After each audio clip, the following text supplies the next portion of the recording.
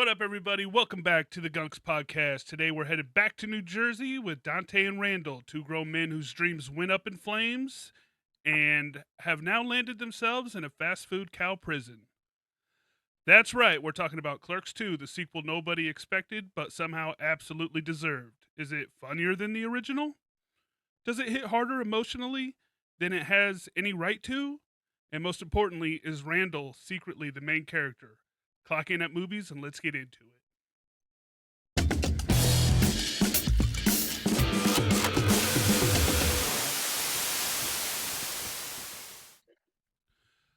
Calamity at Dante and Randall's shop sends them looking for new horizons, but they ultimately settle at Mooby's, a fictional fast food restaurant. Free from his dead end job and lodged in a new one, Dante begins to break free in his rut, planning to move away with his clingy fiance. He is ready to leave the horrors of minimum wage New Jersey behind. But Randall, always the more hostile of the two, starts to become overwhelmed by his own rancor. What made you All pick right. this movie, Colby? I love this movie. This I think this is really I started late on the Kevin Smith train. I watched Clerks with you, I believe, Jesse, like way back in the day. I didn't really get it. It was in black and white for one, which for some reason for me, just back then, I was like, no interest in this. Like black and white, like get with the times. Um, and then I'm trying to think if I don't even know if I seen, was Jay and Silent Bob before this? Yeah. Yes. Strike Back. Yeah. I don't even know if I seen that yet. But yeah, somehow I watched Clerks 2 and Randall, I just fell immediately in love with Randall. He goes so hard in this movie. It's like everything that he is in Clerks 1, they were like, "All right, dude, we need you to step it up." And he took it and ran. And I love it. He says some wild shit, but what he says isn't really crazy. It's just how he says things sometimes. So yeah, I just fell in love with it. I don't remember the first time seeing it, but I just know this one stuck with me and pretty much began my like Kevin Smith film. And after that, I had to see it all. Chasing Amy, Dogma, That's a Jane Silent super. Bob, Chasing Amy's super underrated. Super. Yeah. Was it New Jersey Girl? That's another one I'll probably have you guys Yeah. watch. That I've watched that movie 15 times. Yeah, Jersey Girl, that's a good one. Yeah. Liv Tyler's pretty hot in that one. She's hot in everything. No, Oh, yeah. yeah. Yeah. So how do you guys feel about it? I loved it.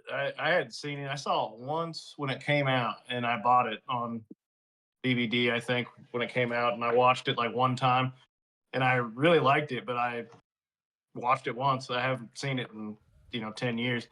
And when you picked it, I was like, I remember this movie. I didn't remember anything when I watched it. I was like, Yeah. this is so funny. And I only thing I could remember from it was the Lord of the Rings scene and Rosario Dawson being in it. Oh yeah, you don't forget that. No, No. not at all. And when the film started and it was all in black and white, it was like instant nostalgia. It made me want to watch Clerks. Yeah. Like, because the Clerks, the first one, was definitely a huge inspiration on getting me interested in filmmaking because of it was such a low budget movie, but it pretty much just did it with some friends. And it took me back to all those like really like silly like jokes they had in the first one with the lady like counting the milk Yeah. and like everybody asking for cigarettes and stuff, and they did callbacks to that in this one. But I actually like laughed so hard at some scenes. Like I haven't laughed that hard in a movie in a long time. Awesome. It makes you it made me appreciate Clerks 1 even more. Like you're like, "Oh man, let me check out Clerks 1 again." And you do and you're like, "Oh, this movie's so good too." Yeah, I remember when this movie came out. 2006 was the year me and Joker graduated high school, so I definitely remember picking this up on DVD, and just a movie that stuck with me. And kind of like Jesse, I have not seen this movie in at least 10 years. It's been a long time. Uh, didn't remember too much of it. I remember the majority of like the overall story, but like what you're saying, the amount of funny part, the amount of parts I found myself laughing uncontrollably at because I completely forgot they existed. Uh, so good. And it definitely, so I've never been to New Jersey in real life, but because of Kevin Smith movies, I have to imagine that people kind of treating each other like shit, going into shady ass convenience stores to buy smokes, and then randomly breaking out into a dance number. That's got to be New Jersey in real life.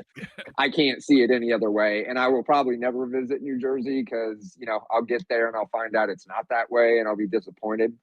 Um, but yes, so good. Rosario Dawson, the woman's got range, like, and the fact that she can roll with all these horrible jokes and just, laugh along with them. I think that says a lot about her as an actress. But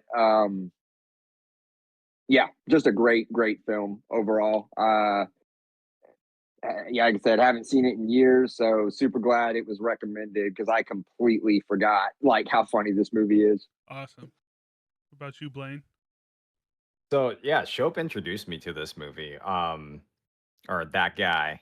That guy right there. He Yeah. introduced me to it. Like you said, the DVD came out.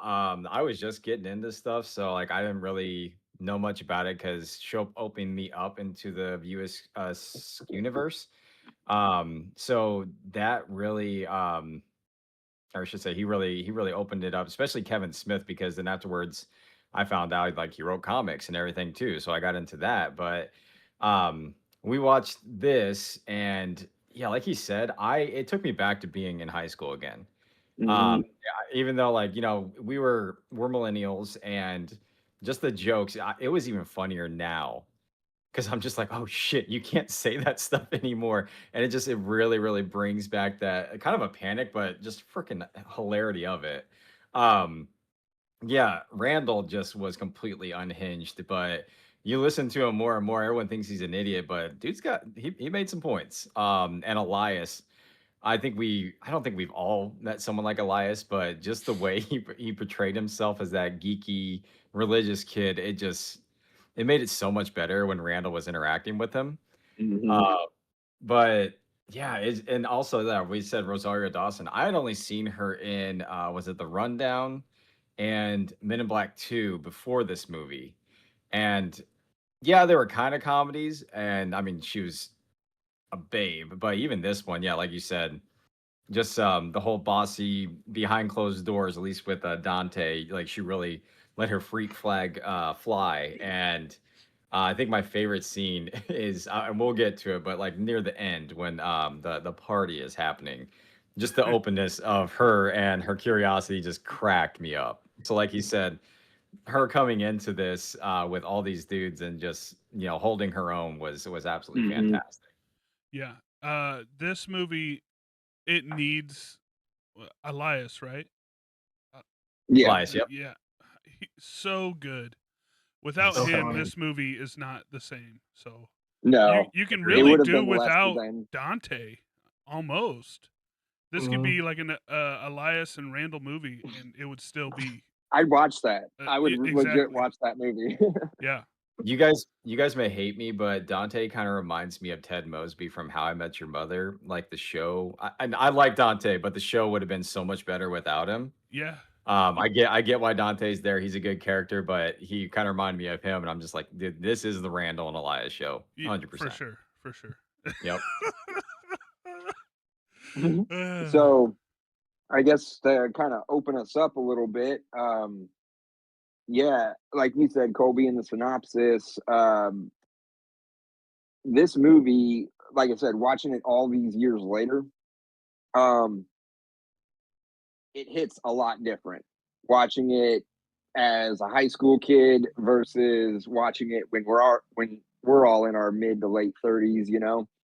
And man, like the opening, the beginning of this film, I love how it's an instant throwback to Clerks 1 because it starts off in black and white, and they open the quick stop and it's of course on fire, and it's the only thing. I What a great artistic choice. The fire's the only thing that's in color, and then from that point on, once the store is burned down, the whole world, you know, becomes in color because it's not.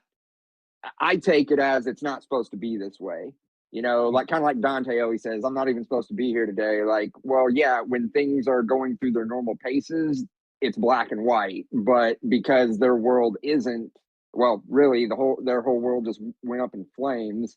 Uh, I like the introduction to color, and you know, running with your point, Colby. I'm sure there's a lot of people who watch this who see it in black and white initially, and they're like, "Oh, I can't watch this." You know, it's something in their brain just doesn't like black and white movies, which is fine. But I think they did a great job with that transition and making the rest of the film in color after the store burns down. For sure. So fun fact plugged on this one. So they filmed it in color to mimic Spike Lee's 25th Hour, which Rosario Dawson was also in. Oh yeah, okay. Very cool. So yeah, what's so great is again, so this part happens, it burns down, and Randall again is just he's in his own world. So the place is smoldering, and he still just like walks right in until the firefighters pull him out. Have He's to like, "Oh, shove what him the out. hell?" Yeah, he's like, I just what love the hell happened? his first line is just terrorist. Terrorist? I lost it. He's like, "Ah, shit! I left the coffee pot on again, didn't I?" And Yep. then he's pissed. He's like, "Oh, fuck! Now where am I gonna bring chicks to bang when my mom's home?" Like that's his big problem right now. Yeah. Oh, And so good. where do they land?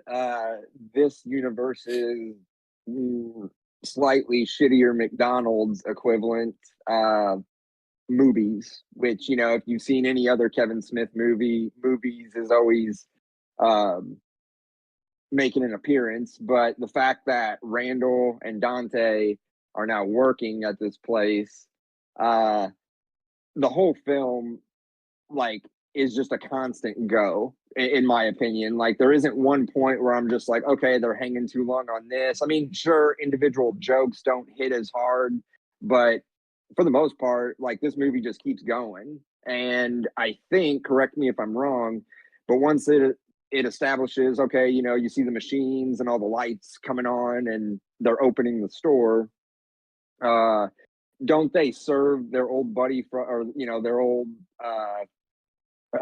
pickle fucker from high school?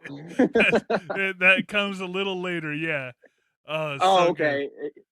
Yeah, Uh, but yeah, so yeah, they're basically working at Mooby's dead end fast food job in their 30s, you know, so it's like great, you know, they're and Dante and Randall are definitely playing it off how we feel kind of in that moment. It's like, well, the quick stop's gone and now you're here. It's like great, you know, real good stuff.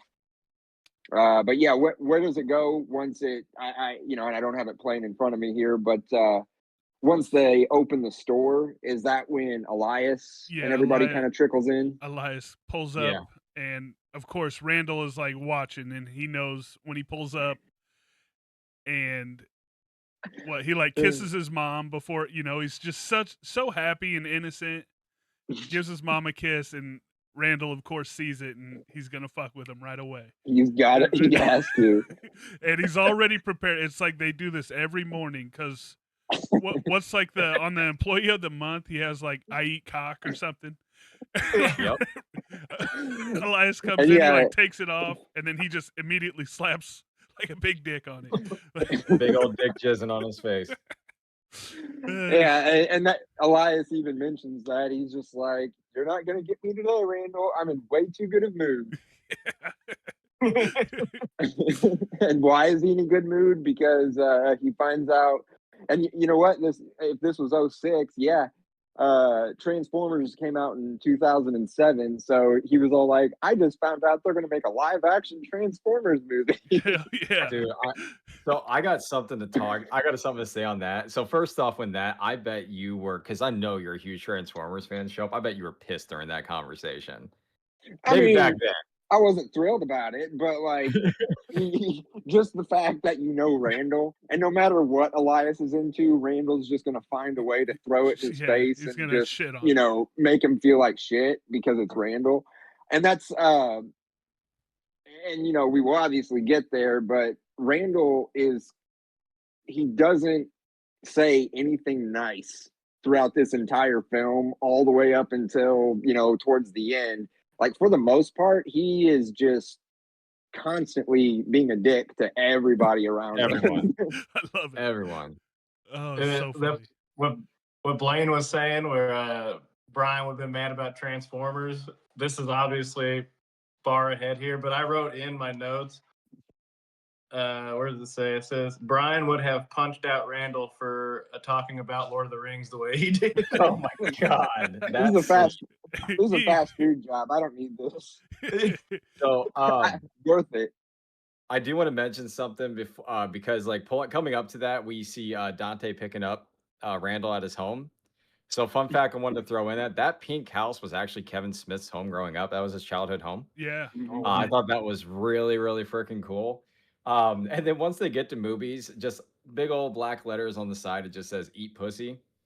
And I love it because this comes into one of my favorite scenes that just happens like right after what we're talking about. But this is also where we see Jay and Silent Bob for the first time, and Jay's just like, I don't want to be known for selling drugs outside this place. Like, maybe I'll be an astronaut and fucking alien. He's just like, there he goes. Homeboy fucked a Martian once, and I just lost it. Oh shit. There's another part. I think it's when it must have been around the time of the Quick Stop burned down, and there was graffiti on the wall, and it was so funny. It said Stewart is a big fat hooker, and just reading that made me laugh so hard, just because I was like trying to read all the graffiti, and I was like, who fucks Stewart? And I'm sure God. it means something, but who knows? Yeah. And also, the soundtrack in this movie is really good. Oh, it's fantastic. Well, we even hear a reprisal of the role because Jay and Silent Bob are out front. I mean, they're two guys come up, and that's the same kid from Jay and Silent Bob Strike Back, and he even goes into that $15, little man. And he brings, oh god, what's his name? Yeah. Ethan Suplee. So I found out, and like we can talk about this a little bit because we also have oh my god, I'm blanking. Ben Pickle Affleck. fucker. No, pickle fucker. Jason What's his real Lee. name? Oh, Jason. yeah, Thank you. So I love this, and this is a fun fact I'm gonna throw out there as well, and I'll talk more about it when we get to him. But they were filming My Name is Earl during this. So this was just like a little lull in between. So they just kind of jumped in and filled some scenes in between their shoots. My Name is because Earl. he still has the He's stash. got the stash, man. Nice. Yep. I didn't know That's that. dope. You can see it though. It looks like him. Yeah. He's just wearing a Exactly. polo. It's just Earl with a polo. Yeah, so this is where he's on Wheelieborg. So that big ass Mooby computer out in the lobby. Yes. Randall's talking on wheelieblorg.org and just going in on the dude that is wheelchair bound. I want to keep it somewhat contained. But I love man, this. yeah, What he's saying is very mean. Like, he's making fun of this guy for being in a wheelchair, but it's in his heart is good because this guy is limiting himself, kind of the wheelchair guy, where Randall's like, dude, you're in a fucking wheelchair, like, quit bitching about it and live your life, So said he comes off as like really rude and like, oh my god, I can't believe you're saying that, but it's really what the guy needs to hear and what everyone needs to hear. Like, don't limit yourself. You're in a wheelchair. life is going to be harder for sure, but you're still alive and you're still here.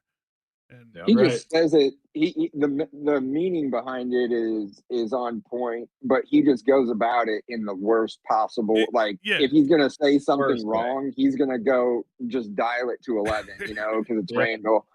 It- But yeah, As someone who's handicapped, I was not offended by that at all because I got messed up legs and I thought it was hilarious. it's funny too because he's just like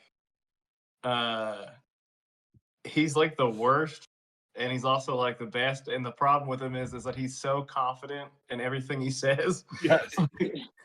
And even when it's like, and when he's wrong, it's like he's wrong a couple times in the movie and he just doesn't know that he's wrong. Exactly. Just There's like this He's, like, innocent innocence to it. with it. Yeah. Yep. yeah. It's so good. But honestly, that part where he's just still talking about it. He's pissed off the fact that I'd rather just sit down, or I'd rather just drive my car to the end of the block instead of walking. I'm fucking lazy, man. well, and as soon as I saw that computer, I know this is from Jay and Silent Bob Strike Back, but they're using the same setup back when they used to have Yes. the little kiosk computers, and I was just like, what the fuck is the internet? Yeah. I'm just like, man. Poopshoot.com. But yeah, movie poop shoot. Yeah.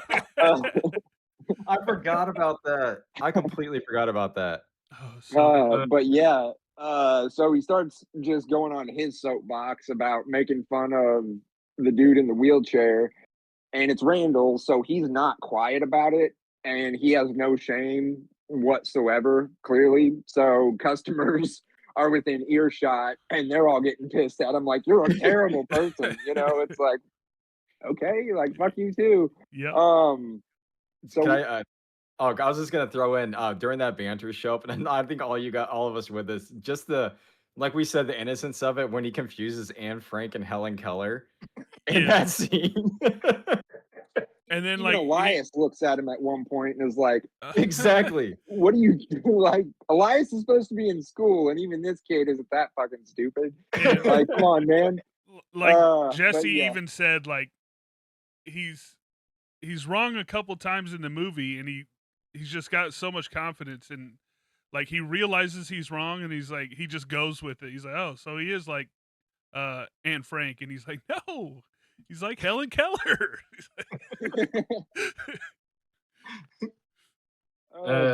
When they're outside, Jay and Silent Bob are outside. Some of my favorite lines were when he's like, because he becomes a Christian and he gets him off drugs, and he's like talking to Ethan Suplee, and he's like, "Did you know Jesus was a Jew?" And then like Ethan Suplee's like, "Yeah, Yeah. Yeah. Oh, it's so good. Make sure you read your Bible, the holy fucking Bible, son. Or is that a fucking Bible? The He's holy like, "Aren't you fucking worried Bible, son." He's like, "Aren't you worried you're gonna relapse?" And he's like, "No, with Christ on my fucking side."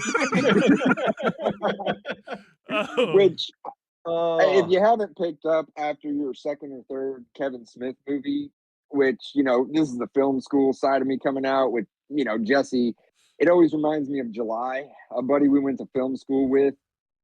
He did his project about Kevin Smith, and one of the things you kind of pick up on about Kevin Smith, he was raised super strict Catholic, so that's why in all of his films there's kind of like this running motif of fuck religion, fuck authority, like. And I kind of wrote down in my notes too, and this kind of applies to the whole movie. Every character in this film, like if you close your eyes and just listen to the dialogue, it's Kevin Smith having this conversation in his head. I don't care what actor you put into this movie, who you choose to shuffle around, whatever, the lines are all going to come out the same because it's literally just Kevin Smith's opinions, his voice. It's a Kevin Smith movie. Not to say that that's a bad thing. It's phenomenal. But yeah. Blaine, what scene did we leave off on after he's getting in trouble for making fun of the dude with the wheelchair. He's sitting there fucking with Jay and Silent Bob's introduction. Yeah, Dante's girl pulls up, which I mean, we all know is Kevin Smith's wife. And she just comes up and she sees that eat pussy on the side of the building, and Jay just looks at her and he's like, "Oh, we totally Oh, do." we do. She just rolls her eyes and goes right into the restaurant. Like that scene right there, I guttural laughed. Like I couldn't contain myself. It was so good because just the innocence on his face. He's like, "Yeah, we totally do." Yeah. Yeah, and so that's when we're introduced to what's the actual character's name? Dante's old lady. Becky or Kevin Smith's wife. Yes, Yeah, Becky. but what's her character's name? Dante, Randal, Emma. Emma, yep. So Emma, we're introduced to Emma here, which is Dante's soon-to-be, fiance, soon-to-be wife. This is about the time we learn in the film where he's getting ready to uproot his entire life and move to Florida. So he's getting the fuck out of Jersey, packing his bags, moving to Florida with his soon-to-be wife and running a car wash that they make it a point to establish all this is being given to them by Emma's parents. Yep. So he's kind of uncomfortable with that whole situation, even though throughout this entire film and just again seeing this when we're this age, like it's life's expectations. You know, he's trying to live up to, well, I'm in my 30s, I got to get married, I got to get a house, I got to settle on a decent career that isn't fucking working at a fast food joint. Like I need to grow up. And you got Randal, who's like, fight the power, like never grow up, you know, like let's just keep doing this forever. But I liked Emma's character. You know, she's obviously a hateable character in this film, but not to say that I hate her as a character. She just, you know, you're rooting against her, but you almost feel sorry for her towards the end. But just me, yeah, well, and just meeting her, you know, they're trying to set it up where, you know, they've got this attraction between Emma and Dante. They're out on the swing set, you know, just making out or whatever.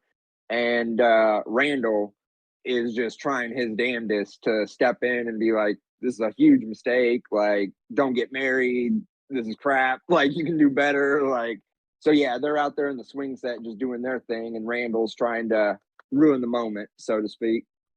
I think it's one of your favorite lines in there, isn't it, Brian? Where he says, "The oversized clit, undersized dick."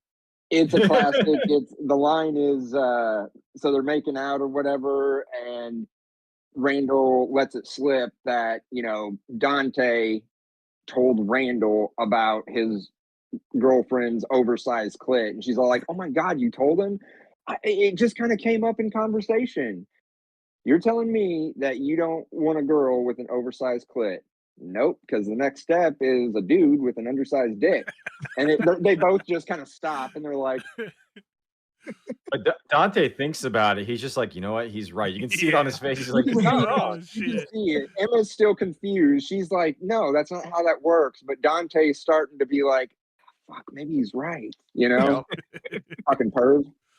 We did miss a pretty impressive cameo before that because she comes in and starts just macking on Dante, and at the counter we got Ben Affleck, and that's right. They're making out, and Randal comes up. He's just like, "Avert your eyes, you perv!" And I guess Affleck completely just ad-libbed the line. He's just like, "That's not very hygienic," and just walks out. That's what I'm saying. And I personally, I actually wrote that in my notes. I love Ben Affleck's handlebar mustache. I do too. Yeah, he pulls it off, man. He does. Looks good. I just like when they're on the swing set and Randal says, "Diddling your pooter." I just like it. Yeah. And again, they're on that swing set, and Randall's like kind of wedging himself in between them two, like Brian said. And they finally like kind of kick him out, and he goes to the table with like those chicks, high school girls. High school girls. But he like he kind of doesn't stop watching him. Like he really loves Dante, and like as Yeah. soon as she like leaves, he's come like fuck these chicks. I'm going right back to my best friend here to get the Well, scoop. and it's right about this point in the story because from the beginning, and personally, I thought, okay, well, they're pissed because they're working at movies and the quick stop burned down. But no, Randall was pissed from the first scene. As soon as it establishes that they're working at movies and everything, like Randall just comes in swinging, and it's like, dude, what stick is up your ass? But once you find out, oh, Dante's getting ready to move to Florida and he's leaving you here, then it's like, okay, I kind of see where Randall's coming from. Like, this isn't about, him even being left alone. This is about him losing his best friend. I mean, 30 years too. Like he Mhm. talks about it's like literally. I wouldn't even call it a best friend. Like that's your brother at that point in time, and you're just losing him. Yeah. You know. And then this has got to be close to pillow pants. Like Well, close. But yeah, this is right when Elias does show up, and this is when Randall starts going in on him. Yeah. That's where we see the whole eat cock on his yeah. his thing. But right before that, they're also. I just love that Elias says Dante whips the door up, and he's like, "Randall, leave him alone." And you just see that son, or the dad and daughter, and she's like, "Don't look at his wee wee." The man's just trying to take a shit in peace, and he can't have 5 minutes. So I'm pretty sure all of our dads have done that at one point where they're just on the shitter. God damn it! Quit fucking around. Yeah, So much. but this is at a restaurant, and you both are in your 30s, so you shouldn't be doing that, maybe. Exactly. But that also brings us to Becky showing up. Dante waves to her, and then of course here's Randall out of Oh left my field God, and just again, immediately giving just him shit. just watching him I mean, from afar. like, No matter where what he's the fuck at, he you waving there knows. for? You're gonna be in here in like 20 steps, man. You kissing ass. Mhm. It's a little bit behind or before that the scene here, but it was when Elias shows up, and it made me laugh so hard that Elias clocks in with his slip, and then Dante just takes the slip and throws it across the room. Oh yeah. And like I know I've done that to friends of mine, just like fucking with them, and it's just such a like Randall is just. I feel like all of us have been Randall at some point in our lives. I feel like if Randall's not like that toward you, he doesn't like you. He don't like you. He Yeah. wouldn't even Exactly. talk to you. Exactly. Uh-uh. Like If he's nice to you, then you know like he fucking hates your guts. he truly cares for Elias, and I think it I think shows. so, yeah. One ring to rule them all. God damn it. Oh God. Let's see. Yep, they're talking. Oh, then we'd start hearing about the whole ass to mouth conversation. Oh Yeah. yeah. You never Yeah. go ask them out. Never go ass to No. mouth. Uh-uh. He's like, all these new chicks, man, they love going to ask They them love out. it. They love it. And what's great is they kind of settle on, you never go ask to mouth, and then he walks away, and she kind of says, like, sometimes in the heat of the moment, it's nice to go ask to mouth, and you hear him like in the background, like, I knew it, like, I knew it, man. And Randall, look, he's got eyes and ears everywhere. The man, you're not gonna get one over on him. No. If Dante's there, he knows what's going on. I think I don't know at what point this comes in. It's near that scene, I think, but when Randall's messing with Elias and he starts to sing that heavy metal music and he's like, Yes. "Let me help you out of your chair, Grandma." Like that shit. I had to pause the movie. I was laughing so fucking hard, dude. You just see Jay climb in through the window and join in as well, and but he's just in there, just head bobbing to everything. It's right. And I love. Go on. That conversation where Randall's fucking with him, and because he's it was the Transformers movie, and Randall just immediately starts tearing into him, being like, "Yeah, Transformers are blasphemous against God." Well, you see, Randall, I actually had this conversation with my pastor, and And he said that because, he just starts doing that You're too fucking good at that. Elias Oh my shit. God. And then fucking Randall just starts, what is it? No, Transformers are a gift from the fallen one we call Satan. I don't want to hear this, Randall. During Dude. that whole conversation, though, Randall is just ripping up pieces of like napkin and just throwing it, and Elias is like just taking it. And even at one time, he goes, "Nice shot." It's just such a daily thing. Like, it's not weird I mean, I'm sure he gets annoyed, but it's just, this is Randall, so.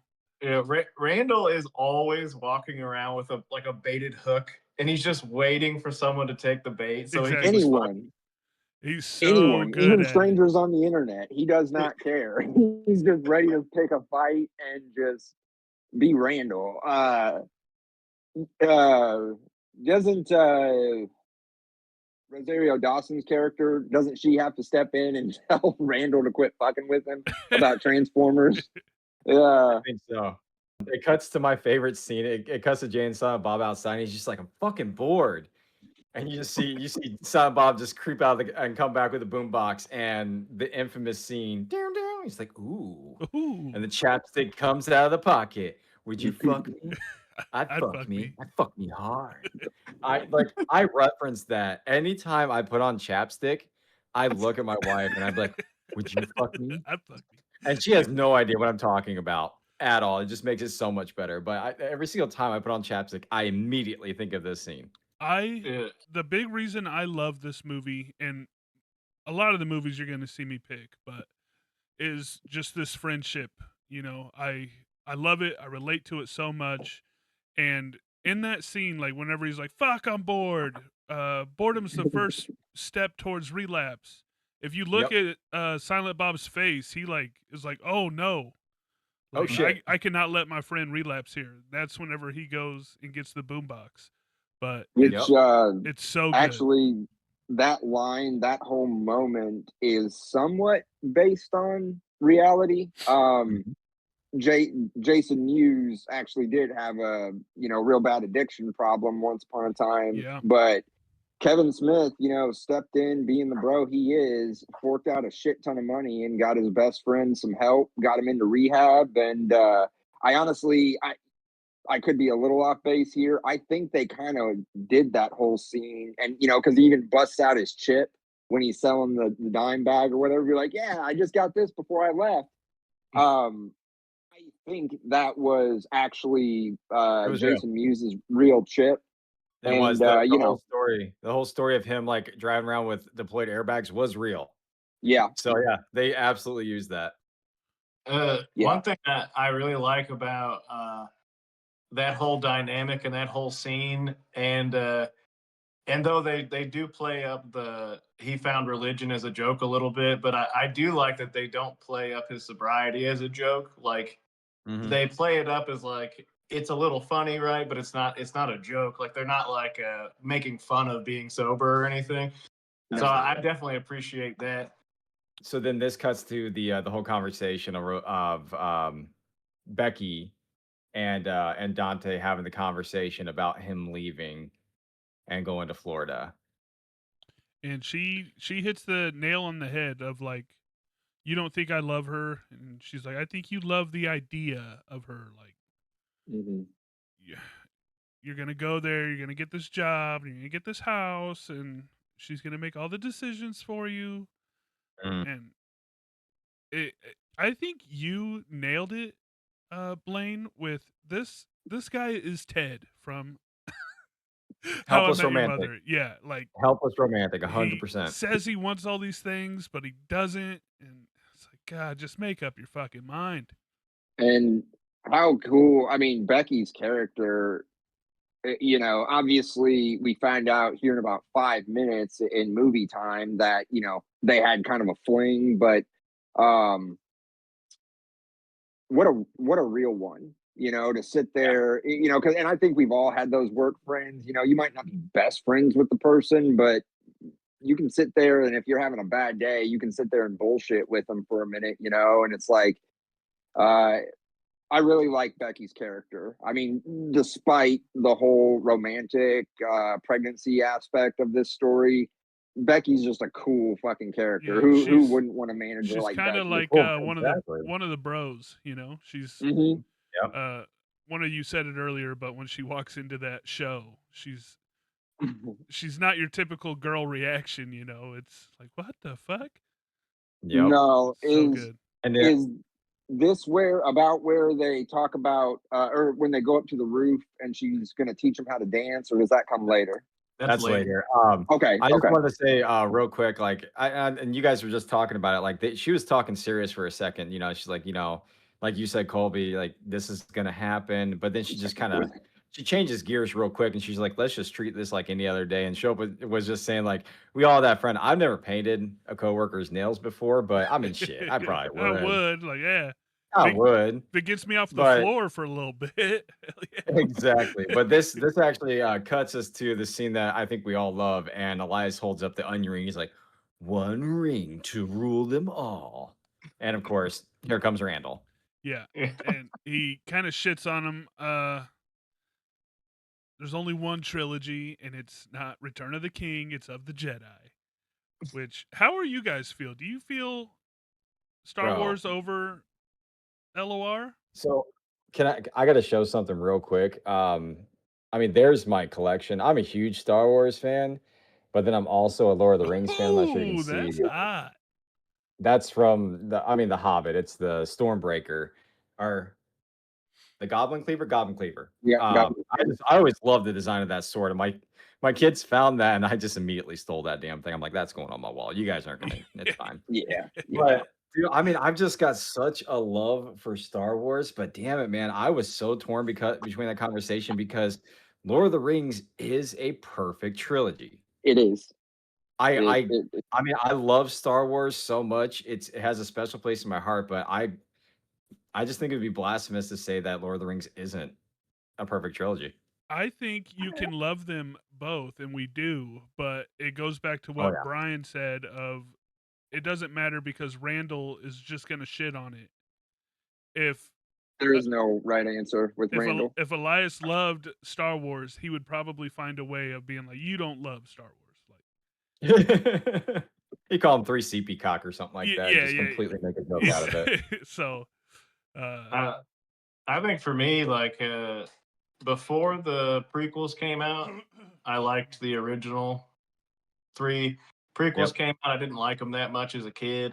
And then the newest Star Wars stuff that I don't count made me appreciate the prequels so much more. Like I actually put them pretty high up there.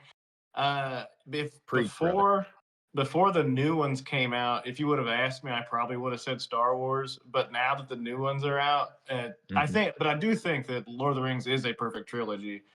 But I do think Star Wars is also a perfect trilogy. Yep. I think I probably like Lord of the Rings more now, but yeah, and I think around this part is when doesn't somebody say "Go bots"? And yeah.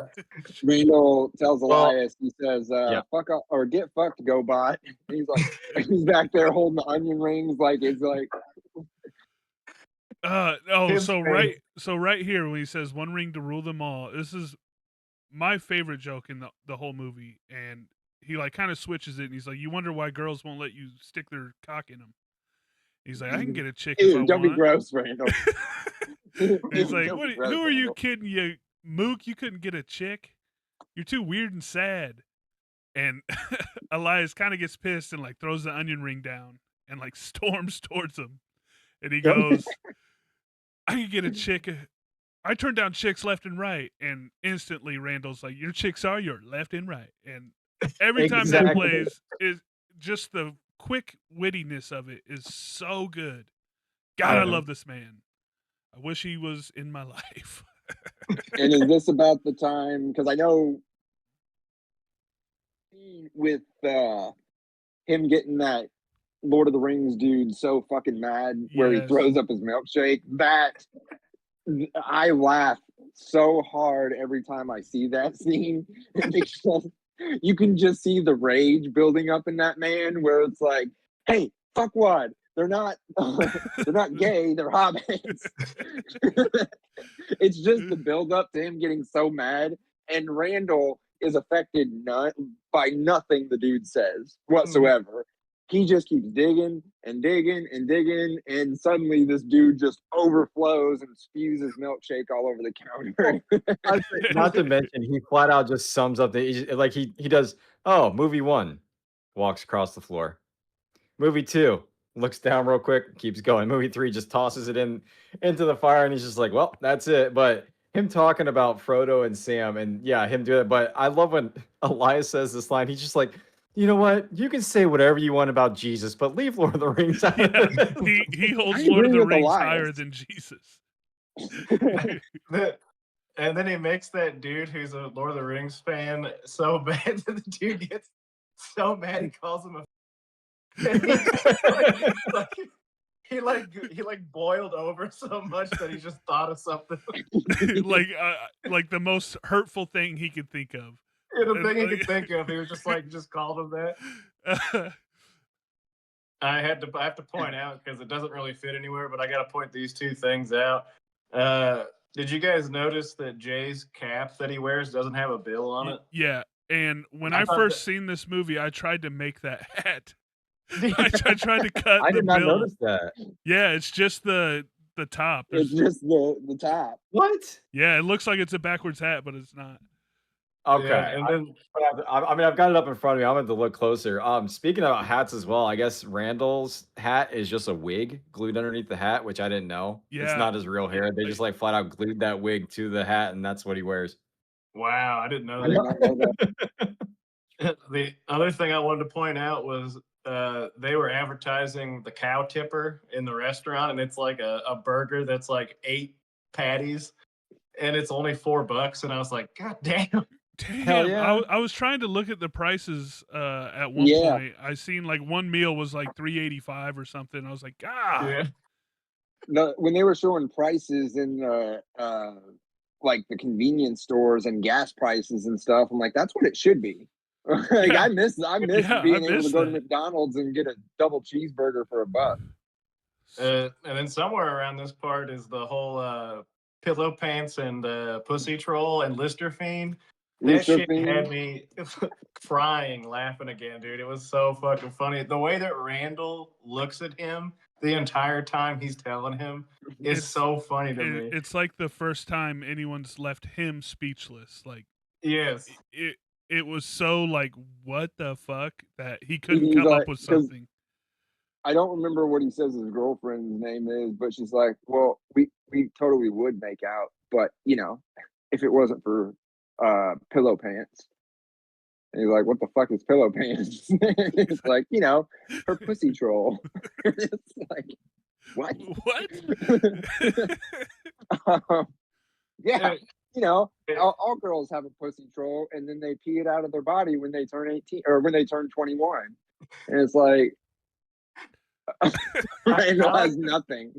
I like to think that Randall didn't have anything to say because there's nothing he could say that would trump what he's saying about himself, essentially. Because he's like, what, haven't you made out yet? Well, we would, except for Lister Fiend. Lister Fiend is her mouth troll, isn't it? Women. And then he's like, I'll be right back, and he has to like tell somebody. He like busts in on Dante painting Becky's nails. At that point, yeah.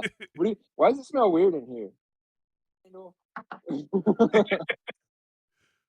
Oh, I love that part too. So that was actually right before, but he flat out, he's like, I made this nerd throw up on the ground. Where's the mop bucket? And they're like, it's with the cleaning supplies. He's like, we got fucking cleaning supplies? Yeah, Randall. I love how he says, where's the mop and bucket so I can make Elias clean it up? Like, he's not gonna clean it up. But yeah, right after that talk, obviously they're getting serious about it, and that's when they're talking about like true love and whatnot. This is where Lance comes in, played by Jason, or it's Jason, right? Jason Lee. Yeah, Jason Lee, yeah. Jason Lee. So funny story. This was actually supposed to be Matt Damon. But he Mm. wasn't Oh, able to do it, so Jason Lee was able to come in and film this scene. And again, that's still this is dope. how this is how we know this is in between My Name Is Earl because he's got that porn mustache going on. So I got some stuff to say about that. But this scene, I mean, obviously, pickle fucker is forever stuck in my head. But Yeah. let's talk about this. Colby, you said that Clerks 2 was your first Kevin Smith film. I seen Clerks 1, but I did not appreciate it like I do now. Because I remember you used to watch Mallrats all the time. All the time, but it came after So good. this. Like, Okay, gotcha. yeah, this is what really jump started the Kevin Smith for me. Yeah, where's Mallrats fit on your scale of Kevin Smith movies? It's top 3 for sure. Yeah, I think so. It's I a think Mhm. it's a Go fight ahead. between this Mallrats and then I mean Jay and Silent Bob is so good for me. And Jersey Girl. It's between those. Dogma's pretty high up there for me. It's hard to Agreed. pick. Dogma's good, but it's not one I can just. It's kind of too long. I think if Mhm. Dogma was like, if they took like 25 minutes out of it, I think it would be a way better film. I think originally when I before I watched this movie again, I probably would have said I think Dogma might have been his magnum opus, Kevin Smith's like ultimate movie. But Mhm. after rewatching this one, I think this one might actually be it. Like I think there's so much to this one. I think he put a lot of love and effort into it. And there's a Agreed. lot of like really it sounds maybe a little silly, but there's a lot of really pretty scenes that he shoots, like especially when they're driving the car and the leaves and stuff. Yeah. Mhm. Like the cinematography is pretty good in it and the lighting. So I definitely think this one has moved up the list for me. It's probably my favorite Kevin Smith movie. Mhm. I mean, I gotta say, like, if I'm just gonna put something on, I love Jane Silent Bob Strike Back. I mean, Yeah. one of the best lines, and hey, lady, you ever have your asshole licked by a fat guy in an overcoat? Yeah. It's, Yeah. it's one of those movies that if I just want to laugh uncontrollably, I'm gonna put that on. I think even one time I watched it, I counted how many times they said "fuck" in that film, and Yeah. I was in the 300s. Yeah. It's But even crazy. Shope, like him and I back in the day, he would just out of nowhere, I am the click commander, and just go on the whole entire rant of that scene. It's so good. Oh, I was gonna say they even do a throwback to Jay and Silent Bob in this movie. It's one of those blink and you'll miss it. But the final scene in this film, when Kevin Smith and Jay are hanging out in front of the new Quick Stop, on his hoodie it says justice, and I never catch it because his hoodie's kind of like bent. You can't really read it all, but it's justice plus, and I'm assuming Jay, but his girlfriend, I his old didn't lady catch Ah, that. that's Yeah. still in prison. Oh yeah. I mean, I think even in the beginning of this, he's wearing a Buddy Jesus beater. yeah. Before that, yep, Yeah, Buddy yep, Christ. little reference, Yeah, Buddy Buddy Christ. Christ. Yeah. Uh, Jay and Silent Bob has one of my favorite comedy scenes of all time when he's like, "What do you do this for?" Talking to Sean William Scott in the van, and he's like, "Cause I Yep. love animals, stupid." I just Stupid. love that scene. Oh, Okay, one of us. Oh my Fuck god. you. I'll be right Yeah. back. The milk in. But yes, so after makes old Hobbit dude throw up on the counter, and of course his Jason Lee's character, their old nemesis pickle fucker from high school, you know, they kind of give a brief backstory of what happened to him. It's like because Elias has no idea what's going on. He goes, back in the day, everybody knew him as pickle fucker. Like, yeah, he made a shit ton of money, sold this website, and he's like a multimillionaire, but he'll still always be pickle fucker to us. They give him the whole basically how the senior class wasn't so nice and they shoved a pickle up his ass and made him walk 10 feet. And every He's time like, it fell out, he had to take a bite. hey, by that fourth bite, he was good to go. And you see Elias out of the side. Ew. And then he orders his food, and Randall's just so eager. He's like, "Let me get that for you," you know. And, gets the So piss ice, the flies. Yeah. That was Jason Mewes' brain baby in that one. He's the one that shot the ice and the flies. He's like, we're gonna do this. So Jason Mewes came up with that scene, Oh, and that's cool. when they put it in there. Yeah. And then, And then of yeah, course, cuts he's to like, I ain't eating this, like, I know you fucked with it. And Yeah. gives it to Jay, and he, of course, runs out. And he's like, hey, some pickle fucker just gave us this food. Free eats. And then I These taste love like piss and flies to you? I love this next part is where he's got to get out of there, and of course Dante Mhm. follows him, and they go goat karting. Go I kart. love this scene so much. I did too. You didn't know what was going to happen because he storms out of there so pissed because, Pickle Fucker basically tells him, yeah, I'm a multimillionaire now, working with computers and selling websites. And what are you guys doing besides working at a fast food joint? And as much as Randall tries to get the last laugh, you don't Yeah. win every fight you pick. So unfortunately, he gives away, like you said, he gives away the food to Jay, and he just leaves, basically making him feel like shit. And Randall, you can see it all over his face. He's just like, I got to get the fuck out of here.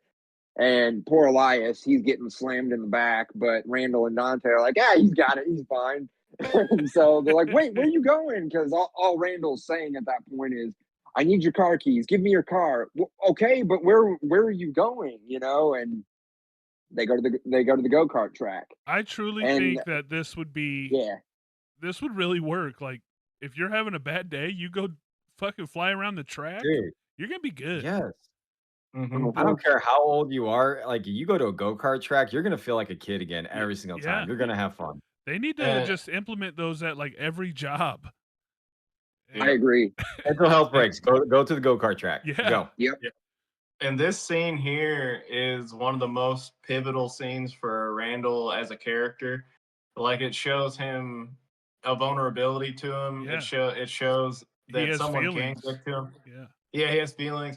It shows what he's weak to. He shows who's important to him because Dante goes with him. And it's like what he says about the go-karting means so much, I think. What does he say, Colby? I don't know what he says. Kind of word. It It's for just like word, makes but me like feel better. yeah, it's like it just takes him reminds back me to of a simpler time. Yeah. Yeah. And that strikes such a heavy chord, I think, with anybody who's in their 30s. We all just want to go karting eventually. Yeah. Just it was so much fun when you were a kid. I was just gonna say, like, I mean, this is when the truth really comes out, and he just flat out said, like, "You're leaving, man." Like it Yeah. Yeah. after What do everything, you like he care? You're talked leaving. Yeah. exactly. Like he talks about first off, he doesn't want to jerk off in the men's bathroom. I get that at work. But the fact is, he's like, you're like Dante's trying to be like, oh, you can do something. He's just like, all in all, dude, you're leaving, and that still in that Yes. vulnerable state, like it finally comes out why he's been so pissed off all day, And it's which like I the first think we time he all kind of get. throws a little shade toward him, like, Yeah. like, I've been kind of cool. I've been giving you shit, yeah, but I'm pissed. Yep. You just are leaving me like I'm nothing, man. Yeah. It's such a good scene. Like it makes not that I liked Randall before, but it's a scene for people who may not like Randall to understand that this will help me sympathize with somebody who maybe seems like you cannot sympathize with. Yeah. Yeah. And then they get back.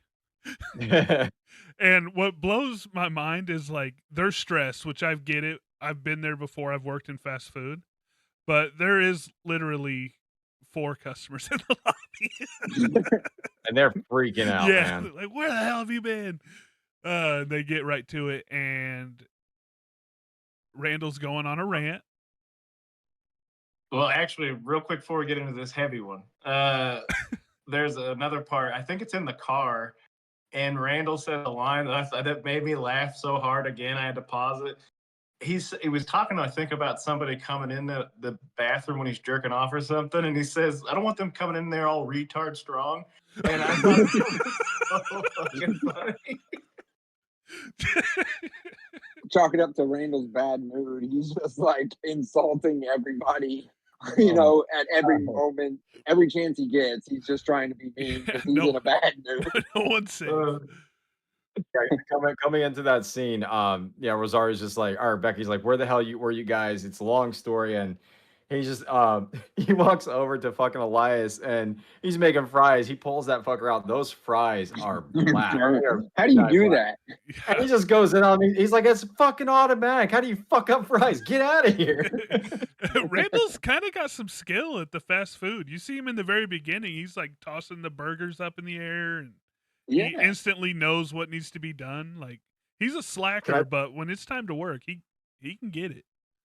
I'm so glad you said that because I had this in my notes. That very first scene when they're opening and he's flipping burgers. Did you guys notice that those burgers were burnt to shit?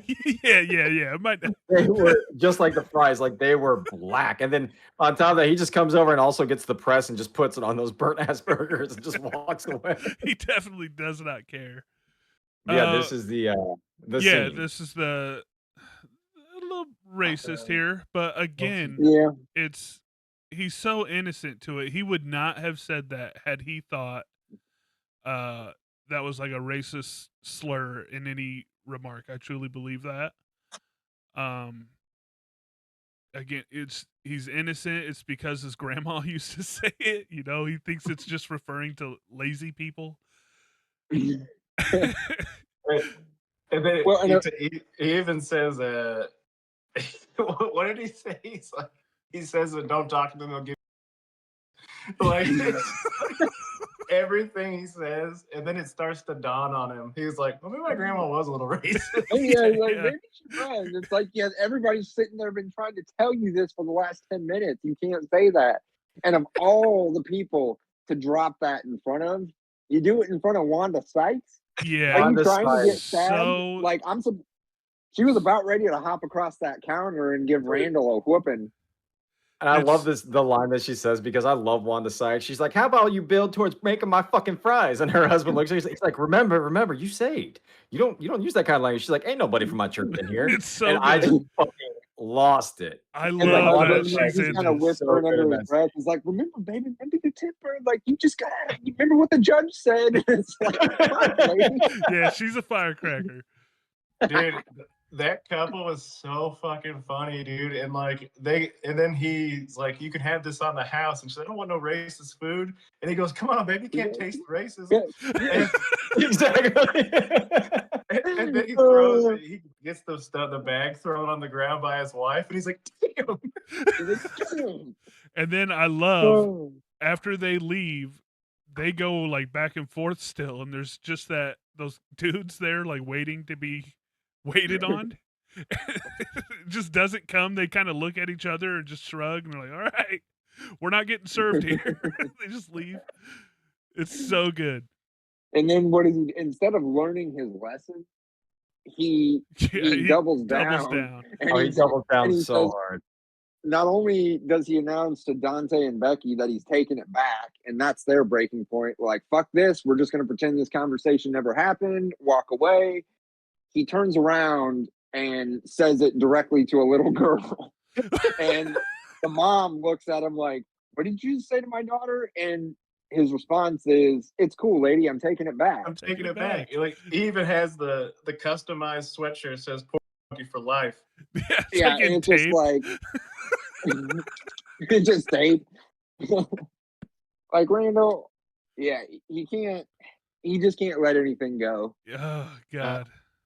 Is this close to the dancing scene right now? This is the dancing scene. Yeah, they kind of Becky and him talk a little bit about the wedding, and then that's when she gets up on the roof and she's like, play something we can dance to, and the fucking Thrasher, Jay Thrasher, Screamo, just out of nowhere, like he does look up and he's just like, Lord, he's like, up here, jackass, and that's when she's like, put something on that we can dance to. What's he say first, Jesse? Like, Rosario Dawson's my favorite line of Jay's in this whole movie is you're like, hey, idiots, yo, baby, if you're gonna jump, let me get a crack at that pussy first. Let me find out. Yeah. And she completely brushes Let it me off. She find says out. nothing. She just like play something we can dance to. She doesn't even acknowledge his dumb shit. You know? That shit that he does right when she yells down and he's like, Lord? That Lord? shit was so fucking funny to me. And Colby said that maybe that might have been a throwback to Dogma because in Dogma, Yep. Right. The uh, chick. Alanis Morissette is God. Uh-huh. So then he was like, he hears a female voice and he's like, Lord? Lord? God damn, I just realized his hat now. Yep, there it is. Yeah. No bill on it whatsoever. It's so good. Like I said, How I did I tried to miss make that? that, but it didn't come out right. Oh my god. The But yeah, motherfucker I got love when style. they turned it on. You just see Jay just like fucking throwing elbows left and right. He's having his own mosh pit, you know? And this is also around the time that it like dawned for me that I was like, I genuinely like how much Becky and Dante are into each other, even though Dante is fuck ugly. I think that Chud, I think is what it called. yeah, Ugly. You were gonna say I just fugly. yeah. I think that it's so it feels really genuine and you want them to work out. Yeah. Well, Yeah, the way that he's scene like, of her she's dancing. yeah. Sorry, that's Like, exactly what I'm saying. Go on, man. no, I mean, it just the whole cinematography where you can tell. I mean, the movie almost slows down a beat where Dante is just kind of taking her in, and Becky's just lost in the dance. And you know, I mean, tell me, Rosario Dawson, hotness aside, she doesn't look great in that scene, just sitting there. I mean, how could you not fall in love with this chick? She's 100%. charming. She's trying to teach you how to dance. Like, Prettiest dude, if you don't smile. put a ring on that, I guarantee you every other dude in this movie is going to if you don't hurry up. So, It actually but upsets me that he does not see like how she feels about him. Like, my God, I want to uh, fucking slap you. well, and even on behalf of Randall, I am like, you're moving to fucking Florida to run a goddamn car wash on behalf of a woman you don't even really love. But you got this chick, you know, again, before we're right on the cusp of it, you know, but pregnancy aside, um, dude, this chick is crazy. You guys have so much in common. You paint her fucking toenails. Like, Yeah. again, what are you doing, man? Like, how big of an, if anything, you're the biggest idiot in this movie. Like, For sure. second to Randall. Yeah. We break into that dance. Oh and my god. This is where That's it kind of loses me for 2 minutes here. I do not. Yeah. I'm not into it. I get it. I see it. If I've watched it one time, I'd be like, oh yeah, that was cool. But someone who always watches this movie, I wish they'd have kept that You out. skip past it, don't you? Yeah, I definitely pick up my phone for that section of the movie. Like, Mhm. You're telling me you don't love seeing Jay and Silent Bob and pigtails? like like I said, like the first time you watch it, yeah, it's funny, but all the other times it's like, oh god, okay, I it's think taken away from what truly needs to be in this movie. I truly think that the dance scene is just there for Kevin Smith to be like, look how big Clerks is compared to Clerks 1. Like I think it's Yeah. just like a kind of comedy jab at like a budget essentially. Yeah, And I do agree. Like I'm not into dancing films or anything. It doesn't bother me that much, but I do think it's probably just like we went from a no budget film to look how big our budget is now. for sure. I could see that, and I can see him doing something like that of like, let's just waste money here and And make everyone also dance. because of that dance scene, the uh, soundtrack to this film must have cost a fortune. Yeah, that song alone. The Yeah. Jackson 5. Yeah. The Goodbye Horses one, I remember reading at least at some point. Maybe Blaine, maybe you looked into this, but I think that is such a hard song to get in a movie because it's incredibly expensive. Mm-hmm. I believe And it. so I imagine that's probably where most of the budget went. I will I say was one trying to good thing find about something on that, but I couldn't. the one good thing about the dance scene is there is a random nun dancing, like getting it. So they kind of I win me back noticed that, there, yeah. but yeah, that's like my biggest gripe with this movie is they could have left that out. Yeah. But My then opinion. they do come to the very important part where he kind of dips her, and then we find out like she just Yes. drops that fucking ball on him saying, "I'm pregnant." And then of course he drops her in turn. Yeah. And So then what? They go inside, they see Randall, he's sitting there playing cards. Is that part? yeah, and he's talking about his second thoughts. Yeah. As soon as Dante tells Randall that what's her name's pregnant, he Becky's pregnant, he yeah. like squeezes those cards, hits that guy in the face and flips him over. It's so good. Oh my god, that's so funny because I wrote in my notes. I said cards with the into the face is so funny, and I wrote that note and I was reading it and I was like, what part is that? And then you said that, and I was like, I remember laughing so hard at that. It reminds me of the scene from Balls of Fury when he's doing the balls off that old guy's head. Exactly. Yeah. It's just such a little slapshot comedy right there. It's so funny. Yeah. Then they go outside. Well, he Jay doesn't gets know demolished by that the door. he's the dad yet, right? And then he kind of tells him, and she's like, "Oh my god, she got pregnant from that toilet seat you jerked off on." He's still like in this. No way can you have sex with her. Like this was a complete accident. That's so funny. I didn't even like think of that scene that way, but that's so funny. I mean, that's how Blaine ended up with his first kid. Yeah. Hey, Really? You know what? we've all done Yeah. it. Fair. And then he's like, "You gotta promise me you're not gonna say a fucking word." He's like, "All right, you psycho." And she comes And out. 3 Yeah. seconds later, Yeah. may your child be a masculine child. And she just, I mean, that's how you know when a woman is really fucking pissed, when she says nothing Nothing. and walks away. That's when you know you're in trouble. Like, and I don't So blame much Dante. trouble. He's trying to chase after her real quick, but she's already slammed the door. And oh man, like, And I I just gotta can't give get that over the 5 part. minutes. Jay just gets demolished by that door Oh twice. my god, I can't believe I forgot about that part. He's Like, trying to piss. He's trying to He's got take a a piss, and he's bladder. got pelvic distress syndrome, and he tells son Bob not to look at his dick. He's like, "Be real fucking quiet," and door just demolishes him. And then she comes out, All you hear is, what? It's like, fuck, What and the just drops. fuck? And then when she walks in, Dante swings at Randall, and he hits like the Mooby's hand. And he's pissed. He's like, "You ducked." He's like, "You swung You at done? me." When you were gonna hit me. Hit me.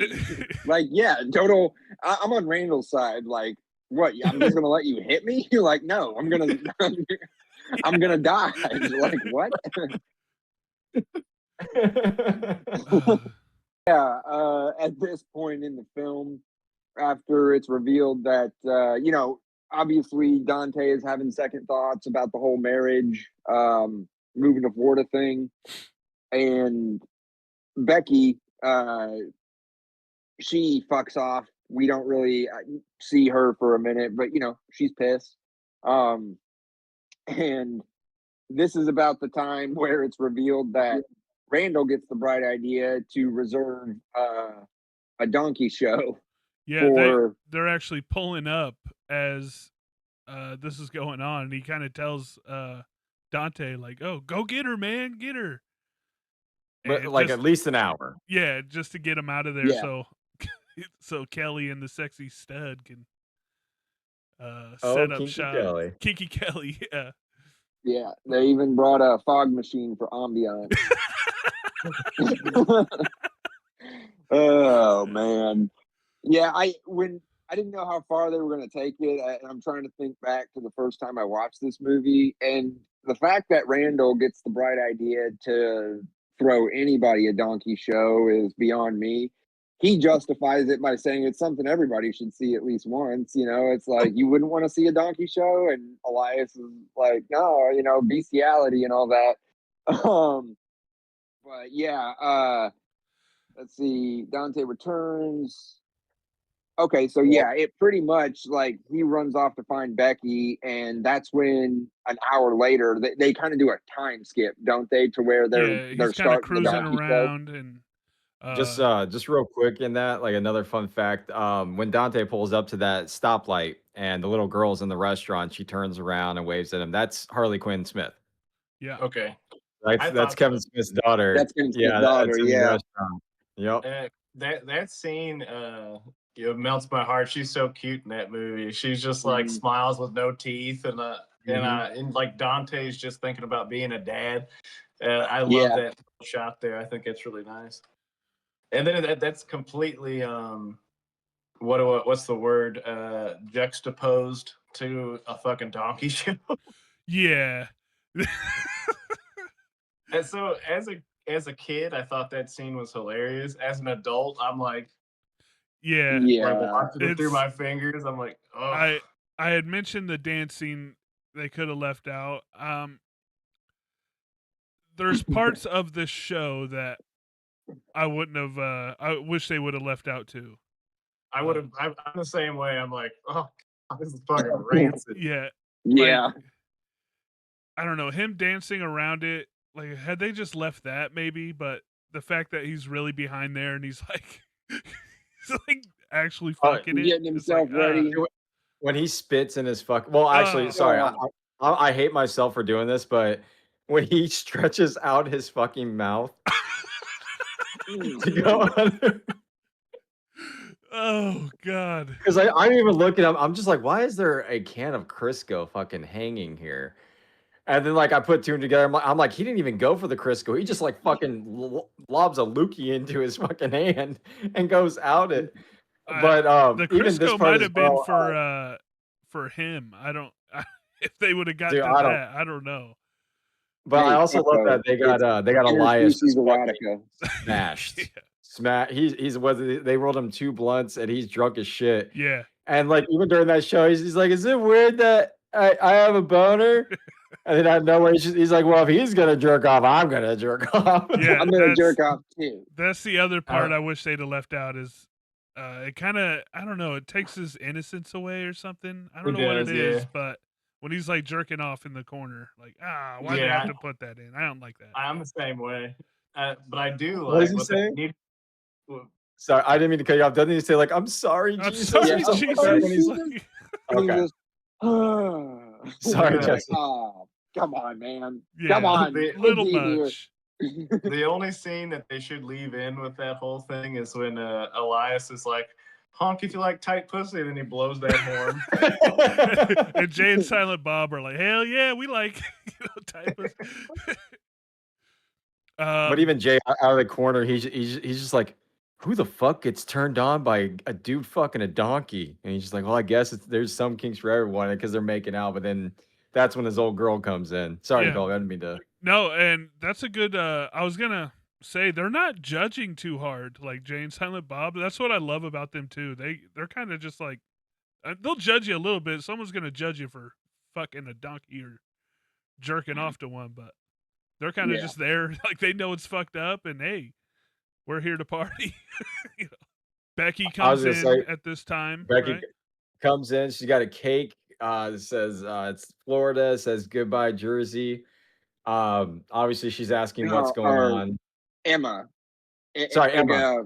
Emma, but Becky comes in first, Rosario Dawson, and that's when she sees what the fuck, and she's shocked, and she simultaneously like can't look away. Like, yeah, I mean, I kind of agree with her. If I walked in on that, it would be hard to look away, but I'm with you, Colby. I have certain parts of that I wish they would have just left out because it just makes me feel gross. Yeah, and I don't think I will ever want to see that in my life. Even this movie is enough for me. Yeah, that's about as because close there's no as I smell. want to So like, at least we got that going for us. Oh, the smell. Exactly. The smell would be rough. But I love that part when Emma does come in and Jay comes up. He's like, "Hey, fucking congrats, man, you're pregnant." And she's like, "What?" He's like, "Who told you what?" And he's like, yeah.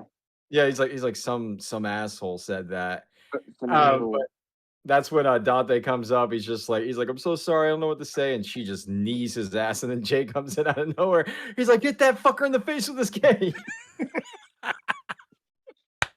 No, what does he actually say? Oh my god, I gotta find the line. I'm Yeah, sorry. like hit that lying bastard in the face, or All it's right, so so she good. nuts him. And quick, hit that two-tummy fuck with this, and then I forgot where I was at. And passes him the cake. And Yeah. then he looks at her up against the. He's just like, "You want to go out sometime?" Oh, they're great. See, But real quick, like Dante and her make out a lot in that movie, and I wonder how Kevin Smith is just cool with that. I guess he's just like, that's just for just a movie. Yeah, if you're secure with your significant other, For Yeah, I sure. don't think. I think I mean, if she was I think macking on Brad Pitt, it'd be like, Yeah. whoa, that's But that's true. this Well, hideous chud. she also had a flash scene as well, and like that's just going to be in film forever too. So, Yeah, Yep.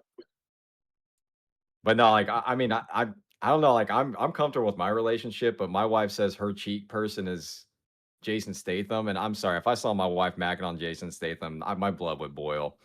I love my wife and I trust her, but goddamn, I'm not that trustworthy. But I think Jesse, like you said, it's Dante, so it's cool. But if it was someone else, that'd be completely different. yeah, yeah. oh, Christine's cheat is Rihanna, so I don't have to worry about anything. Yeah. You're fine.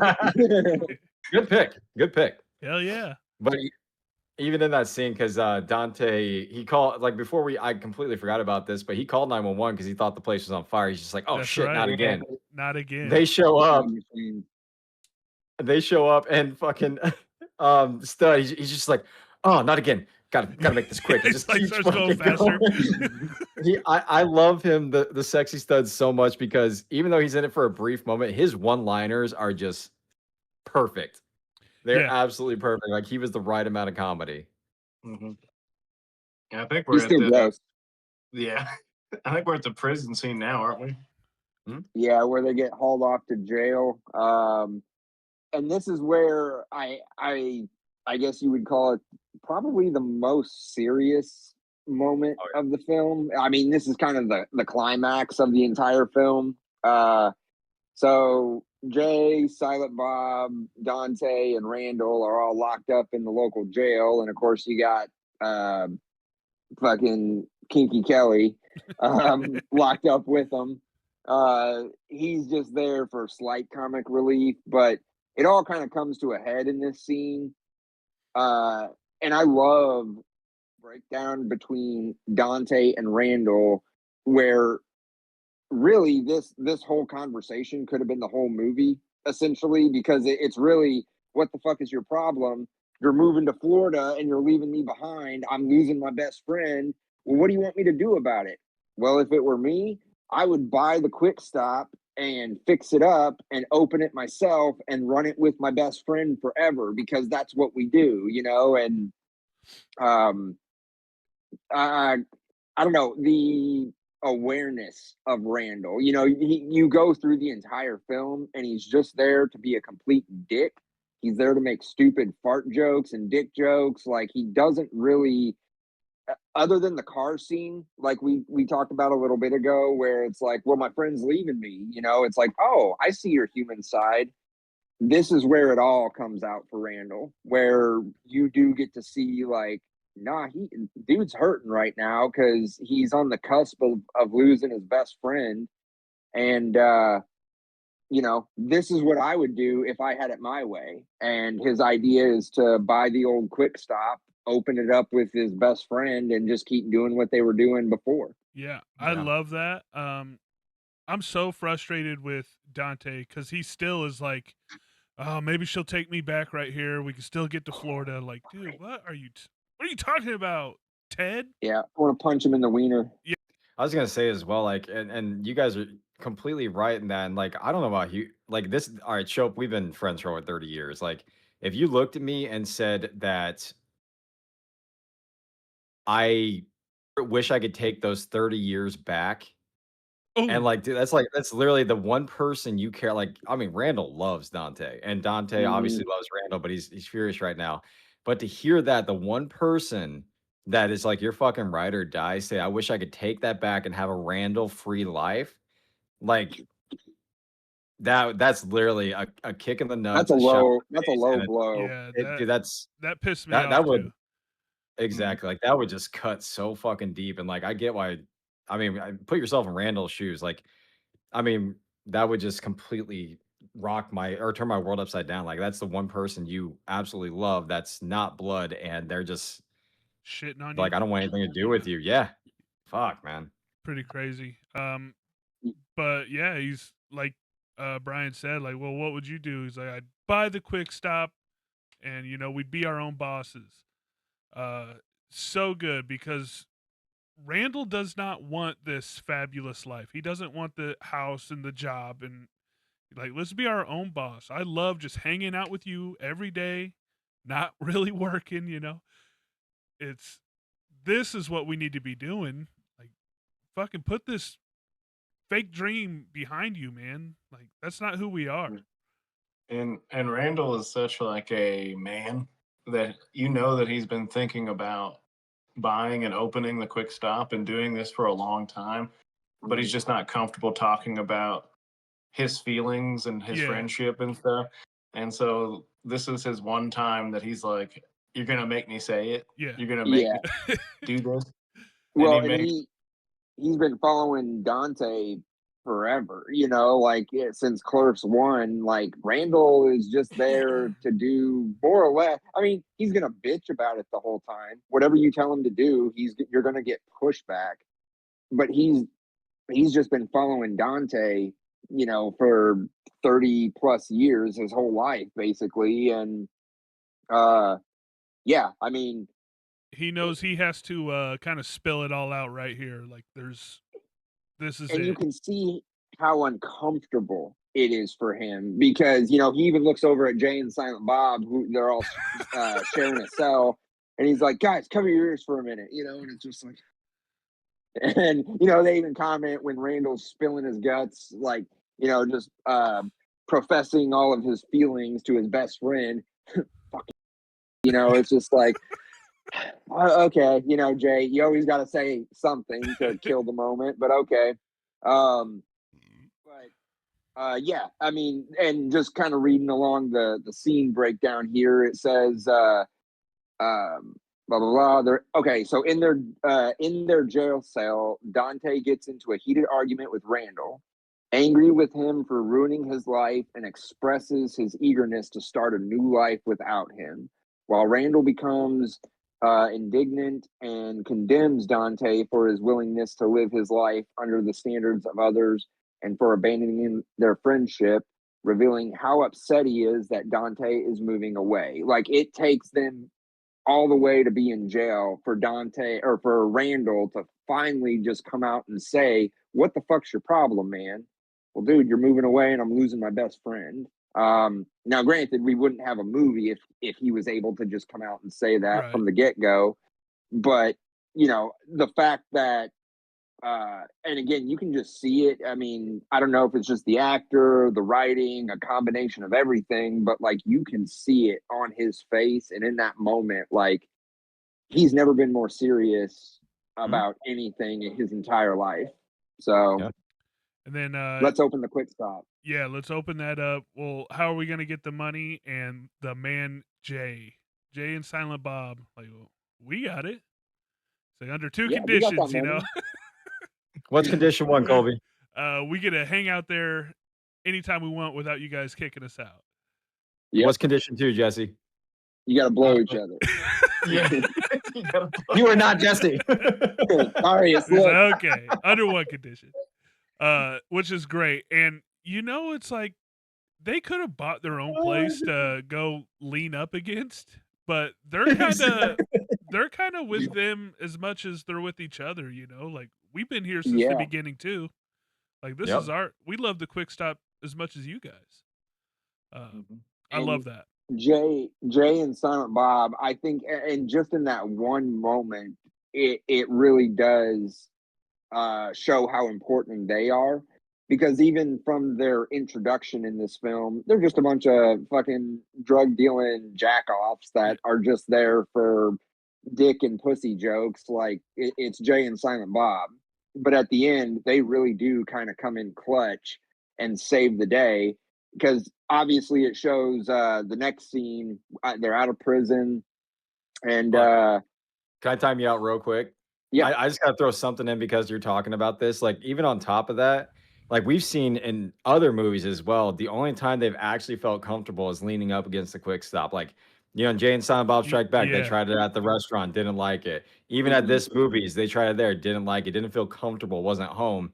But then, yeah, once they in front of the quick stop again, like they're home, Yeah, baby. Like Silent I Bob just had to even throw like that in. rubs it and like pats it like, Yeah. yes, Yep. this is home. Yep. Exactly. Sorry, man. I didn't mean to cut you off, but I just No, had to throw that in and because Do yeah. you guys think they got, is that the motherfucking movie check money or is that just straight drug money?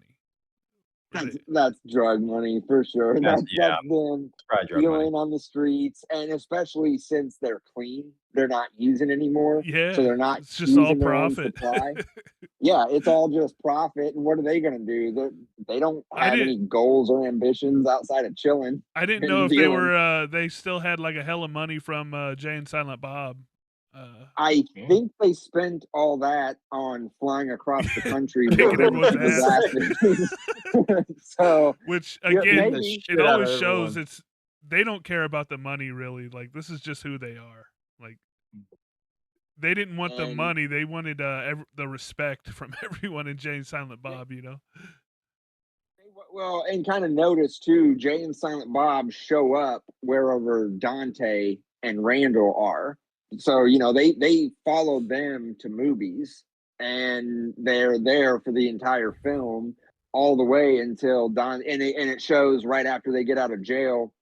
They're at the bank. They're getting a loan for the rest of the money so that they can open up and fix up the quick stop.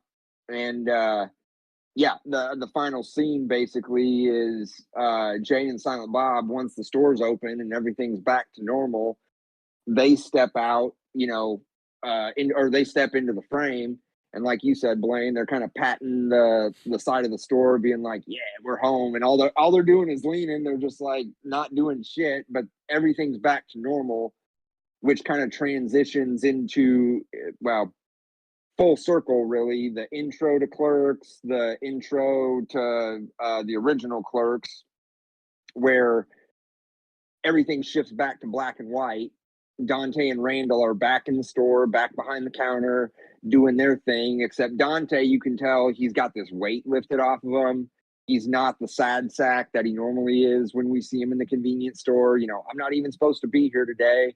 It's, oh, I'm right where I'm supposed to be. And as they're fixing it up and having their grand opening, you see Rosario Dawson's got the pregnant belly, and they're all just kind of huddled together, like smiling, like happy that they're getting ready to open this store.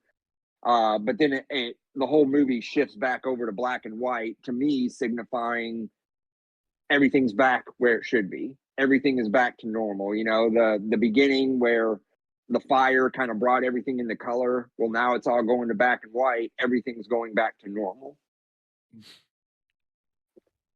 Yeah, and I gotta say as well, like I love the ending scene because Dante pulls up in that drive-through, hands her the ring, and Elias has to throw in the Lord of the Rings joke again. One ring to rule them all. One ring. But even when they finally get their shit together, Elias is applying for the job, and he's just sitting there like, and Randall's just like, "Fuck no," No. and then he's just like, "Oh, okay." But yeah, I love that whole part right there because Elias, yeah, he's just like, "Ah." But yeah, even to the ending part, the whole sign that says, "I assure you, we're reopened." We're open. Like, Mhm. yeah, that sign is just, it brings it all back together, Awesome. and I love the ending. It was absolutely perfect because it just shows like they're our best friends. Even when they're painting, he just like rolls paint on his back. I would do that to every single one of you and not give a shit. Yeah, it's Yep. so good. It's Like, the friendships. fucking deal with it. Do it back to me. I don't care. Yeah. And go ahead. Yeah. Well, I was gonna say No, one thing that is I think pretty cool is how many things that Jay and Silent Bob are in that are not Clerks related. Like mhm. they're in Degrassi and then they show up in Scream 3. And I just Yeah. always think that's cool. Yeah. They've been referencing a lot of different things, man. It's so good. Definitely. Ever since Jay and Silent Bob, I think that kind of proves they can break the fourth wall a little bit. Even if they're too high to understand what's going on, they just kind of stumble into all these different movie universes, and I love it. Me too.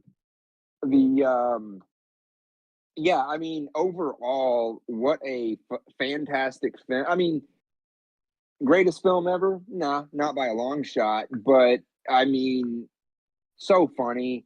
And what a great message. You know, like friendships, especially best friends, you know, like man, that's not something to take for granted. And, you know, Dante starting out, he's so distracted by this fake ass, like, I'm getting married, I guess, and going to live this other life hundreds of miles away from everything I know. But of course, we know how it ends up. Everything kind of wraps up, goes back to normal. Dante ain't going nowhere. Randall gets to be a slacker behind the counter for the next decade. You know, just a great film. And love or hate Kevin Smith, the man knows how to write comedy, but he also knows how to write a feel good story. Hell yeah. For sure. What So you're talking. I'm sorry, Cole. No. Just real quick, you're talking about messages. Did you guys see the messages in the quick stop as the movie was ending? So the first one says, "If you plan on shoplifting, please tell us." Yeah. And the second one, which is my favorite, says, "Just because we serve you doesn't mean we like you." Yeah. I absolutely love that so much. What what's the rankings here? What's everyone give it? I would give this movie a solid. I'll give it a 7.5. 7.5 from Brian. Mm-hmm. I had 7.8 for me. 7.8. I went with the 8. Solid 8. All right. I'm with Brian. A 7.5 seems right for me. 4. That lands us at 7.7. I think that's fair. Which is pretty accurate. Right under Dangerous Lives, which is 7.8. Yeah, I mean, this movie, it's got parts like we've discussed where it loses us a little bit. It's not a perfect film, but overall message and buddy comedy, I guess, 7.7 for sure. It's just especially like I kind of touched on earlier, watching it all these years later when we're in our mid 30s and seeing Dante go through this somewhat midlife crisis, it's like, man, you know, like I feel like I don't know. I mean, can any of us say we are where we want to be, where we imagined ourselves being when we were in high school? Like, yeah, by the time I'm 30, I'm going to be this. Like, life doesn't really work out like that. And this movie is kind of that ultimate message. But man, as long as you got your friends with you and you got the support of your friends, like I think that's the final message and the final takeaway. Like, you know, jobs, relationships, all that shit's gonna come and go, but your friends, like, keep them close. You know. So that's why we got this podcast. Yeah, I mean, bingo. Yep. And also, what you're also saying is that we should all quit our jobs and either one sell drugs or open up our own quick stop. I'm down for either or. I don't whatever. I called night shift. Jesse, you can't take showers in the tub or in the sink anymore.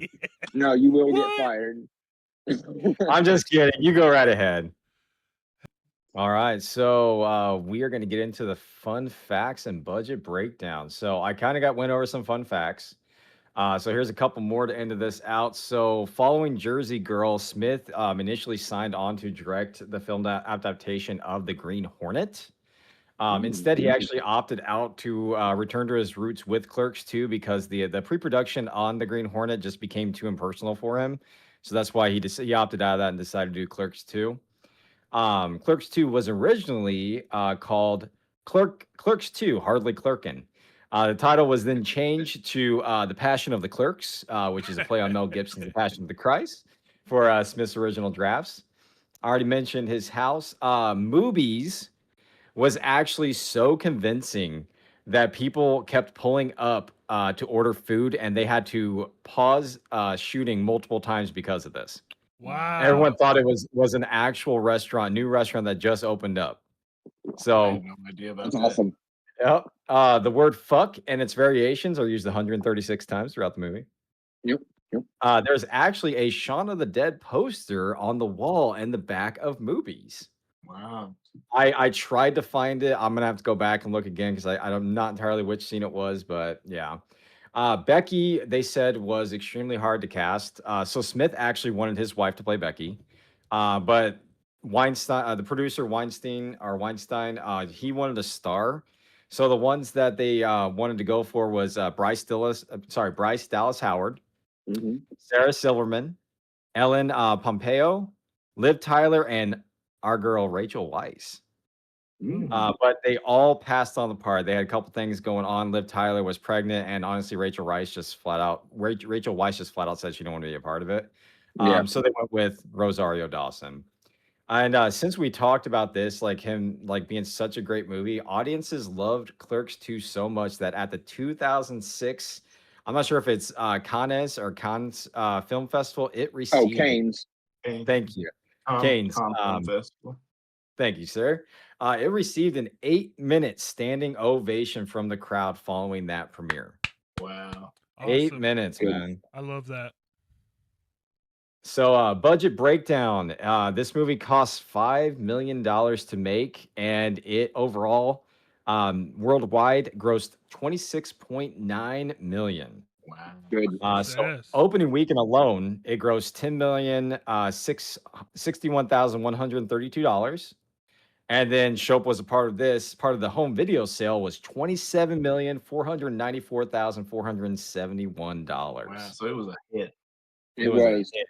off of a $5 million budget, and that's one of Kevin Smith's. Again, whether you love him or hate him as a filmmaker, that's one of his superpowers. Hell yeah. He can make a low budget, good movie. I mean, you can tell the dude just puts his heart and soul. And again, whether his style is your thing or not, that's up to you. But you can't argue the man has talent. He knows how to make a good script. I think a big part of that is he doesn't budge a lot.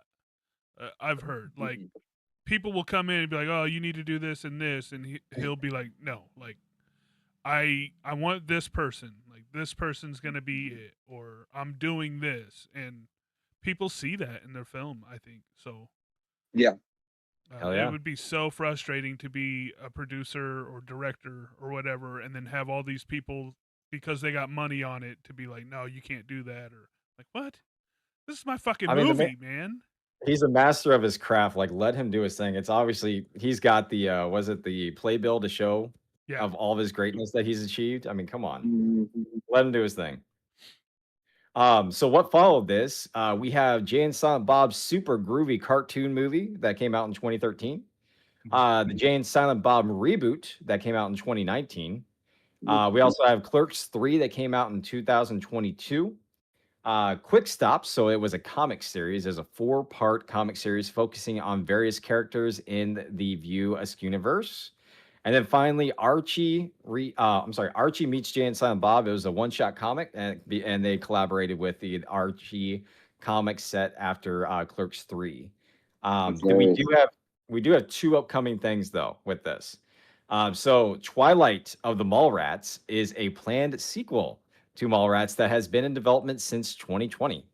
Damn. Hell yeah. And then the last thing is Jay and Silent Bob's Store Wars. It's a newly announced upcoming film in which the duo opens a weed dispensary. Oh, that's cool. Fuck yeah, that's Hell awesome. yeah. Have you guys seen Clerks 3? A long time I have ago. not. I have not. I didn't want to be. This one is so big. They went so hard with it. I just don't want to be disappointed. So I'm gonna see it, I got to be ready for what it is. Yep. No, I didn't see it actually. I take that back. There's I also did. a short called Flying Car. Have you guys seen that? Where it's just Dante and Randal in the car on their way to movies, and it's just them like No, I haven't kind of seen that. bullshitting back and forth. It's on YouTube. It's pretty funny. Oh, Nice. cool. Maybe we should link that in the comments. Yeah. Hey, good idea. Will do. Yes, sir. But that is the fun facts and the budget breakdown of Clerks 2. Very And nice. great job on that, Blaine. Yes. Thank Yep. you. Very cool. Always hearing that stuff. I used to watch the commentary of like every DVD, and you would learn And so much shit. Like I never had like the internet or a computer, so the commentary you was didn't like need my it. way of kind of getting the inside facts of movies. I'm pretty sure at this stage I have the entire commentary for Evil Dead 2 burned into my brain, along with Evil Dead Baby. I don't doubt that one bit.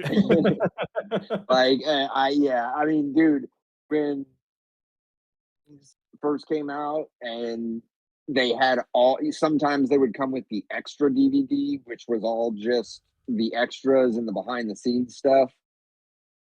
You were in for a treat. I mean, that was half the fun. Like, yeah, you had the movie, but then once the movie's over, you get to turn on the commentary track and watch it again. And then you get to pop in that extras DVD and watch all the behind the scenes stuff. Like, just one of the many things streaming took away from us. Blaine, you mentioned DVD sales. I'm not saying they don't factor that in with movie budgets and stuff anymore. They definitely do, but it's Matt Damon said it the best in a Hot Ones interview. I don't know if you guys watch that show where they eat the hot yeah. wings, but So Matt good. Damon basically, when he was promoting The Martian, he said, back in the day, if your movie sucked at the box office, well, that's fine. You still have the hope that it's going to do well on home video. And you hear tons of movies that have done that. Like, just throwing one out there, Tremors was one that kind of went under the radar in the theaters. But once it was, the VHS sales and people started, word of mouth and, it just made a ton of money. And so what did this movie make in DVD sales? An extra 27 million? Almost 27.5 mil. So yeah, I mean, an extra 27 million that you don't really get anymore from movie sales, like kind of sad. That's a big reason why we don't get sequels to beloved movies is, well, the DVD sales just aren't there anymore. That whole Dude. extra 27 million just doesn't, it's gone.